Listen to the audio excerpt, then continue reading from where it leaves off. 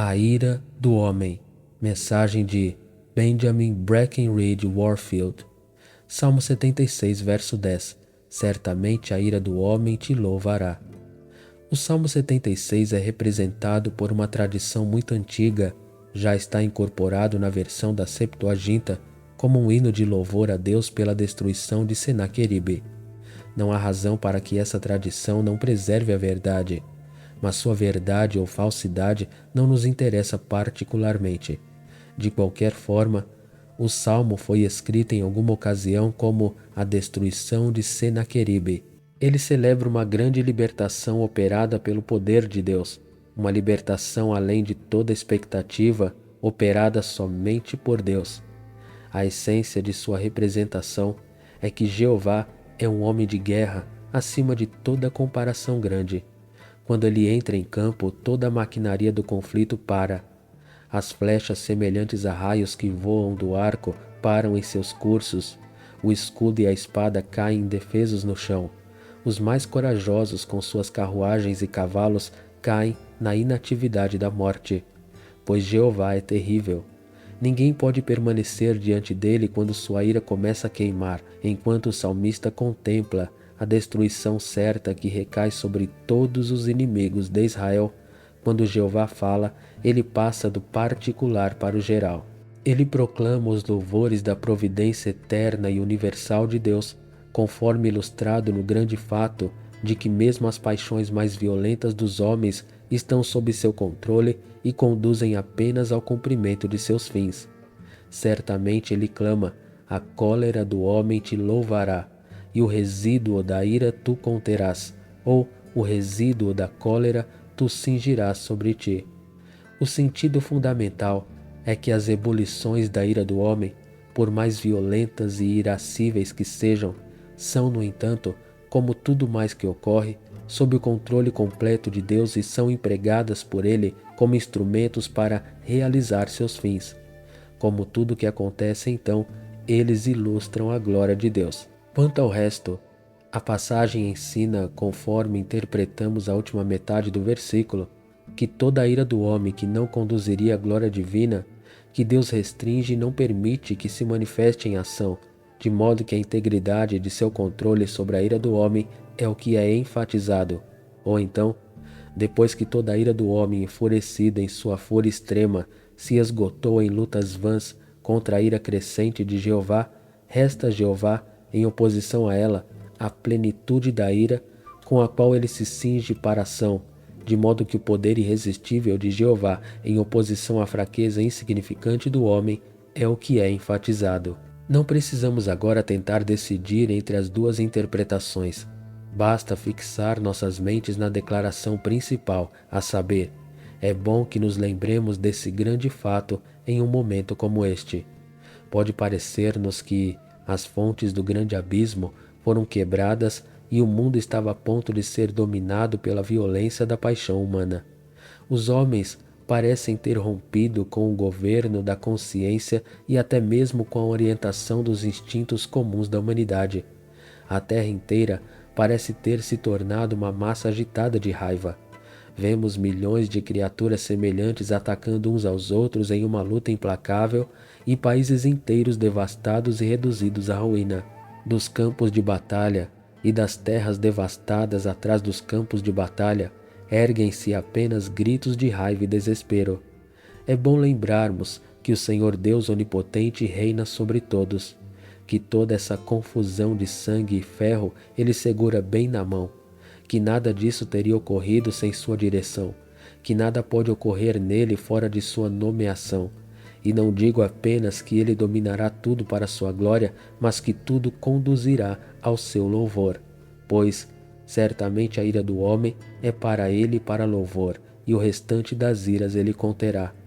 Pode ser difícil para nós entender ou mesmo acreditar nisso, pois nossa visão é turva e o alcance de nossa visão é estreito, mas todas as coisas cooperam para o bem sob a mão governante de Deus.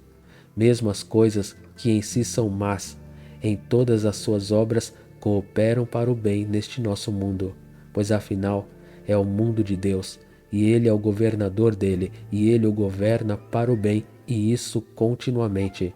João Calvino nos lembra que, embora Satanás possa se enfurecer como um leão que ruge buscando a quem possa devorar, é Deus quem segura as rédeas. Ó Assírio, a vara da minha ira, clama Jeová. Foi para seus próprios fins, desejo de conquista, deleite no poder, que o assírio de sua parte estava fazendo isso. Ele não sabia que era apenas um instrumento nas mãos de Deus para trabalhar fins mais elevados, e que quando eles fossem garantidos, a espada cairia de seus dedos inertes e ele próprio cairia no sono. Glorioso és tu e excelente, canta o salmista, mais do que as montanhas de rapina. Os corajosos são despojados, eles dormem.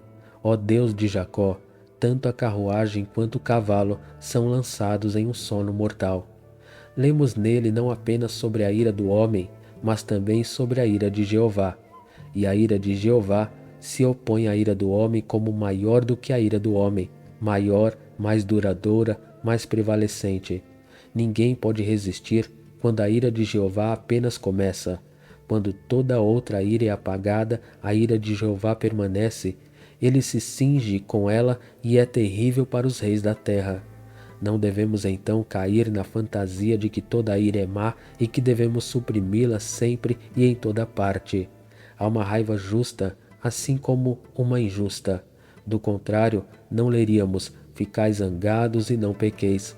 Se ficar com raiva já fosse pecado, não poderíamos ser exortados a não pecar em nossa raiva. Deus está com raiva. Ele está zangado com os ímpios todos os dias. Sua ira é revelada do céu contra todos os que praticam a iniquidade. Se não fosse assim, ele não seria um ser moral, pois todo ser moral deve arder com uma indignação ardente contra todo mal percebido como tal. Isso é precisamente o que queremos dizer com um ser moral, um ser que conhece o certo e o errado e que aprova o certo e reprova o errado. Se não reagirmos contra o mal quando vemos, com indignação e ira vingativa, somos imorais. Portanto, também Cristo está virado. Os evangelhos estão repletos de exemplos da manifestação dele, da emoção da raiva em todas as variedades dessa emoção. Desde o mero aborrecimento, como quando ele repreendeu seus discípulos por proibir que as crianças fossem trazidas a ele, até a indignação ardente, como quando os escribas insensíveis não permitiram que ele curasse os sofredores no dia de sábado. Sim, até mesmo para que os evangelistas não hesitem em chamar de raiva irracional que abalou com seu paroxismo toda a sua estrutura física, como quando ele avançou para lutar contra a morte e pecado, os destruidores de homens, no túmulo de Lázaro. Até o Cordeiro sente e mostra ira. Cristo é nosso exemplo perfeito. E se quisermos ser seus imitadores perfeitos, não apenas podemos, mas devemos ficar com raiva. Nós não apenas podemos, mas devemos exibir ira, isto é, sempre que o bem é atacado e o mal é exaltado. Nós também devemos ser encontrados na ocasião apropriada, com um chicote de pequenas cordas em nossas mãos.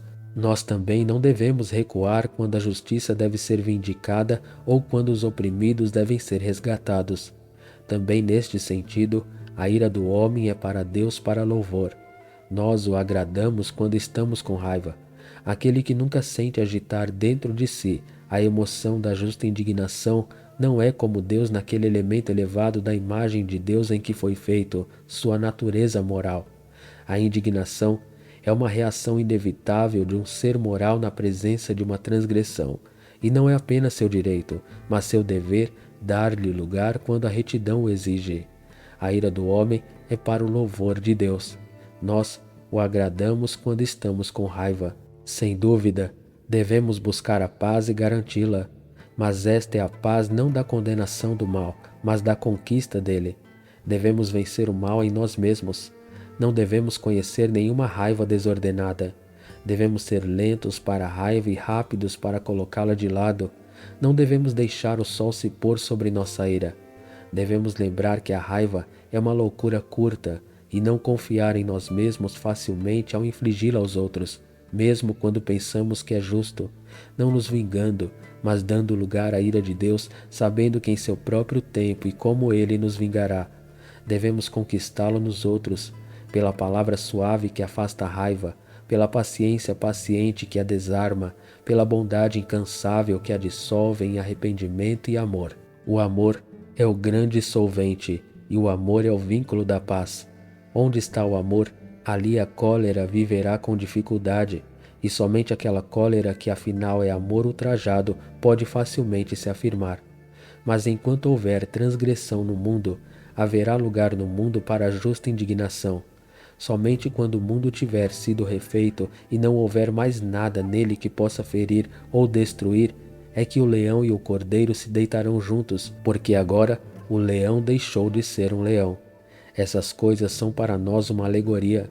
Eles querem dizer que a paz é a maior bênção da vida terrena e vem no trem da retidão. A paz é, no sentido mais estrito, um subproduto e não pode ser obtido por meio de esforço direto. Ele trabalha melhor para a paz do mundo que trabalha para a justiça do mundo. É somente quando o mundo conhecer o Senhor e obedecê-lo que a paz de Deus poderá se estabelecer nele. Podemos gritar paz, paz e não haver paz, mas aquele que clama justiça, justiça, descobrirá que ele trouxe paz à terra precisamente na medida em que trouxe justiça. Jesus Cristo é o príncipe da paz porque ele tira o pecado, e você e eu somos obreiros da paz quando pregamos seu evangelho, que é o evangelho da paz apenas porque é o evangelho da libertação do pecado. Pecado significa guerra, e onde houver pecado, haverá guerra. Justiça significa paz, e nunca pode haver paz onde a justiça não foi realizada primeiro. Amém.